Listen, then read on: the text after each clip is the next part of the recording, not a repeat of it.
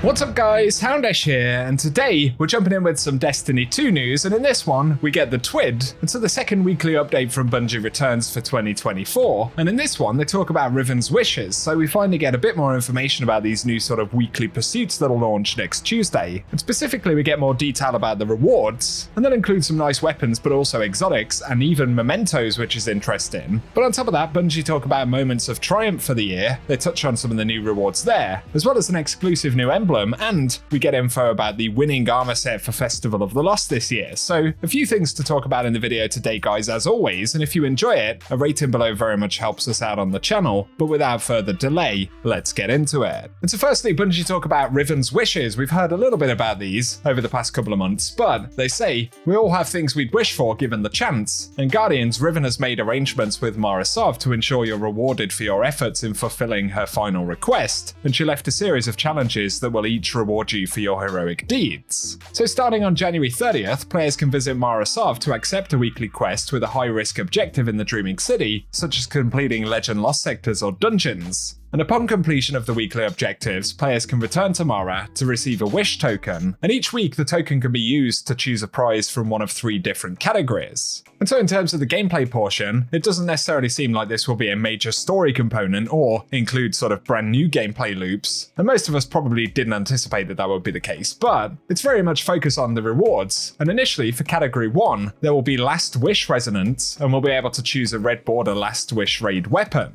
And so this is cool for anyone still working on collecting those, but also opens that weapon pool up to players who perhaps haven't been into the raid, so that's an interesting component. And we can see that it'll include the Supremacy Sniper, as well as the Transfiguration Scout Rifle, Apex Predator Rocket Launcher, the Chattering Bone Pulse Rifle, Nation of Beasts Hand Cannon, and then we've got the Techian Force Fusion Rifle, Tyranny of Heaven Bow, and the Age-Old Bond, which is the auto rifle for Last Wish. So that's the first category, but category 2 will be exotics, and Bungie say we can choose a piece of Lightfall Year exotic armor. And so for hunters, that consists of the Speedloader Slacks, the Cryptorachnes Facade, Trident Vice, and the Mothkeeper's Wraps, with Titans able to pick up the Cadmus Ridge Lance Cap, Abeyant Leap, Arbor Warden, and the Pyrogale Gauntlets. Then for the Warlocks, there's the Balador's Wrathweavers, Swarmers, the Cenotaph Mask, and the Briarbites. So that'll be the second option, but finally, there is the third category, which is miscellany, if I'm saying that correctly, and we can choose from a variety of different mementos. And so that includes the Lost memento from Festival of the Lost, as well as the Dawning memento, or we can pick up 2 Ascendant shards, 2 Ascendant alloys, or an exotic cipher. And Bungie say Riven's wishes will offer new quests for 6 weeks, but we'll have time to complete them and earn the rewards up through the Final Shapes release. And so there we go, that's what we know about Riven's wishes now. Of course, as we mentioned, the rewards is a pretty important component of this, and obviously how appealing that will be will depend on how much of the rewards you've already unlocked in the game, right? If you own all of the exotics and all of the Last Wish weapons, then that component won't necessarily be useful, but there's that element where it can sort of be used to pick up some materials or indeed mementos that players may have missed out on during the sort of seasonal events. So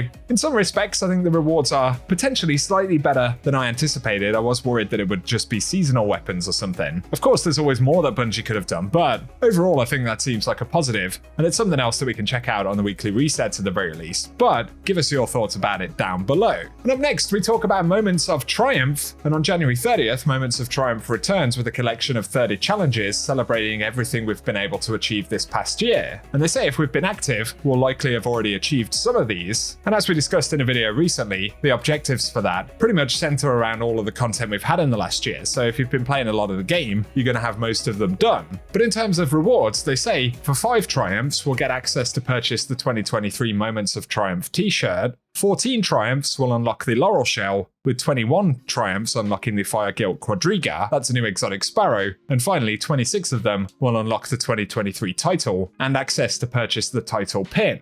So we can see more of the rewards right here. This is the exotic Ghost Shell, the Laurel Shell, and then the Fire Gilt Quadriga, exotic sparrow, and also the t-shirt that you'll spot there as well. So that is Moments of Triumph for the year, and Bungie points out there'll be an additional Paracausal Adventurer Triumph that players can complete to unlock a Moments of Triumph patch. So that pretty much explains the majority of what there is to know about Moments of Triumph for the year, but let us know if you plan to work on getting that completed down in the comment section, and I'll keep you posted with it on Tuesday. Next up though, Bungie are running a new sort of community objective right here to unlock a new emblem, and they say as a community we have to take down 7,777,777 enemies with swords. And essentially, if the community can do that, then we'll be able to unlock this emblem. Bungie say they'll start keeping the tally at 12 PM PST today. I don't think they actually said when it ends, but presumably there isn't a specific end point. So if you want to work on getting lots of sword kills, we can unlock that emblem as a community. And let us know if it's one that you're interested in. Here we get a vote for Festival of the Lost Armor. Of course, that started last week, and Bungie now have the results, and we can see Hunters had 64% choosing the Evil Wizard set, with Warlocks choosing the Evil Wizard at 54%, and then for Titans, they say 65% of them chose the Good Wizard, and I gotta say I'm slightly disappointed. As a Titan main, the Evil Wizard set was my personal favourite, but nonetheless, that's what we'll be getting for Festival of the Lost this year, so a slight variation in the themes across different characters, and apparently Titans are now Good Wizards. Let us know your thoughts on that below, but very finally, Bungie say in next week's update they'll be adding Ascendant Alloys as a new weekly reward to the competitive playlist, and upon completing the weekly challenge for the seasonal weapon, a second challenge will unlock, which offers an Ascendant Alloy as a reward for completing 3 additional matches. But additionally, the first challenge of the season will also reward an Ascendant Alloy, so that's another little element for next week's update, and it sounds like a positive. But otherwise, that wraps up the majority of the TWID for today, so once again, share your thoughts on any of those subjects down below.